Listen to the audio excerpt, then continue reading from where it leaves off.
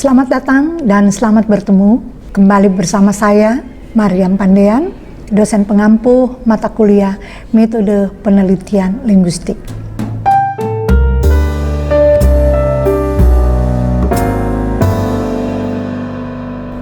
Baik, pada pertemuan hari ini saya akan menyampaikan materi tentang tahap analisis sebagai tahap puncak penelitian bahasa.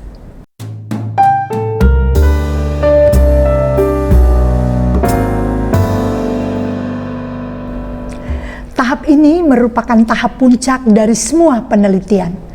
Saya kira ini sudah saya singgung pada pertemuan sebelumnya. Tapi khusus pada pertemuan ini, kita akan berbicara tentang tahap puncak dari suatu penelitian bahasa. Karena tahap ini sangat menentukan dapat ditemukan atau tidaknya kaidah yang menjadi sumber sekaligus titik sasaran atau obsesi dari setiap penelitian. Dengan ditemukannya kaidah yang dimaksud, maka fenomen yang tampak sebagai masalah tadi menjadi sasaran objek penelitian dapat langsung dijelaskan. Sebaliknya, jika tidak ditemukan kaidah yang dicari, maka setiap masalah akan tetap menjadi masalah.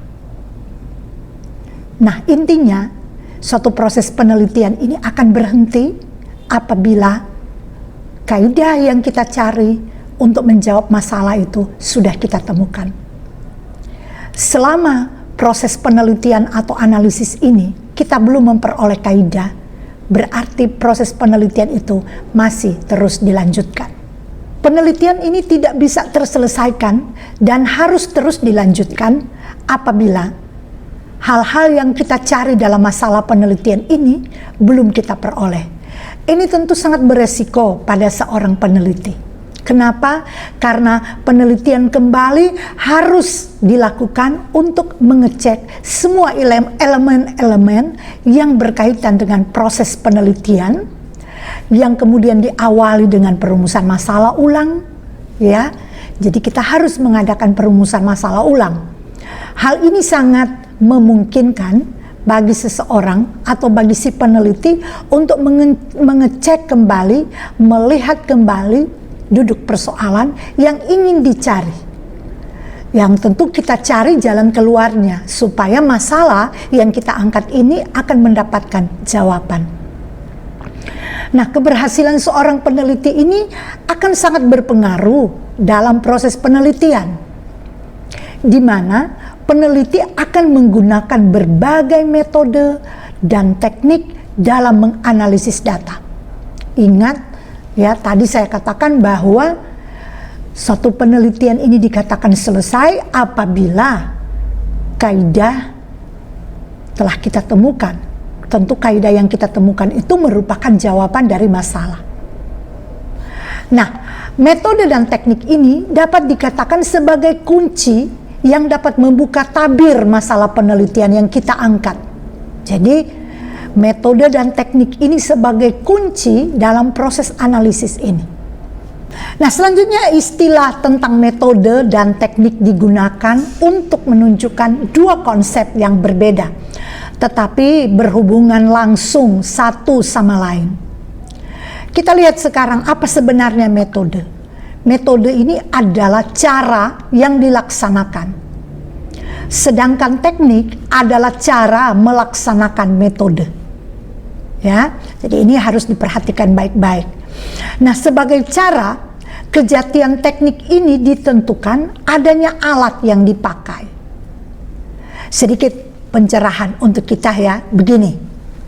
Jika kita ingin mendapatkan benda, katakanlah benda arkeologis yang terpendam dalam tanah, atau benda antik, ya, benda-benda peninggalan zaman lalu yang ada di dalam tanah yang tentu sangat berharga nilainya. Sekarang bagaimana cara kita mau mengambil itu supaya ketika kita mengambil itu dalam keadaan utuh, tidak cacat? Tentu banyak metode yang bisa kita lakukan, ya. Antara lain, ya, kita akan mengerahkan kekuatan yang ada dengan mungkin dengan konsentrasi, dengan meditasi, kemudian dari hal-hal itu tadi yang kita lakukan, bisa saja muncul benda yang diinginkan itu. Atau menggali tanah yang bersangkutan dengan menggunakan alat. Ya, jadi misalnya kita mau mengambil benda-benda tadi itu, kita menggunakan alat. Katakanlah cangkul, linggis, sangkur, dan lain-lain. Nah, tindakan mencangkul, melinggis, dan lain-lain dengan alat tadi yang saya sebutkan itu disebut teknik. Ya, dengan demikian sebuah metode dimungkinkan terwujud menjadi beberapa teknik. Ya, nah, alat ini merupakan penentu. Jadi alat-alat yang tadi saya sampaikan itu sebagai penentu kejatian teknik. Jadi ketika saya mengambil cangkul, ya alat cangkul, tekniknya seperti apa? Kita mencangkul tentunya. Nah, pemilihan yang tepat ini bergantung pada sifat data yang akan kita tangani atau yang akan kita analisis. Pemilihan alat untuk menggali tadi tergantung dari bagaimana jenis atau sifat tanah tersebut. Ya, kita akan bisa melihat di lapangan itu. Sekarang kita akan membahas tentang teknik dan kiat. Sebagaimana halnya teknik, kiat juga merupakan satu cara pula. Namun, kiat lebih tidak terkait pada alat-alat. Kenapa? Karena sifat objek penelitian yang ada ini sangat terkait pada sifat dan kemampuan penelitinya. Nah, lagi-lagi kembali kepada kita sebagai peneliti. Kiat adalah cara subjektif. Ya, tentu cara subjektif yang dimiliki atau yang diambil oleh seseorang. Seseorang di sini tentu sebagai peneliti. Nah, peneliti ini tertentu ya, atau peneliti ini akan melaksanakan, akan menerapkan atau memanfaatkan teknik yang secara objektif harus dipilih oleh si peneliti tadi. Misalnya sang pencangkul ya, yang tentu akan mengambil benda arkeologi tadi itu dapat menggunakan kiatnya tersendiri ya, yang berbeda tentu dengan yang lain ya.